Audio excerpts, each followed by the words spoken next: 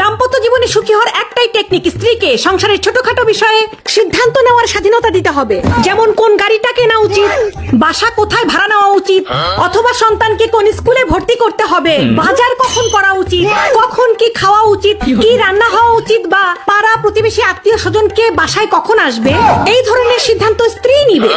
আপনি স্বামী হিসেবে সমর্থন জানাবেন, আর আপনি সব বড় বড় বিষয়ে সিদ্ধান্ত নিবেন। যেমন আমেরিকার সাথে ইরানের যুদ্ধে কি সমস্যা হতে পারে, বর্তমান ভারতের ক্রিকেট টিমে কোন দলকে রাখা উচিত, কাকে বাদ দেওয়া উচিত, নাসা স্পেসএক্স এর সাথে কিভাবে সম্পর্ক মেইনটেইন করবে, এই সম্পর্কে কার কি ক্ষতি হতে পারে, অথবা বাংলাদেশের যে কূটনৈতিক সম্পর্ক আছে বহির্বিশ্বের সাথে, সেটা বর্তমানে কতটা ভালো আছে, পূর্বে কতটা ভালো ছিল, এই ধরনের বড় বড় বিষয় আপনি সিদ্ধান্ত নিবেন। আপনার স্ত্রী আপনাকে সমর্থন জানাবে।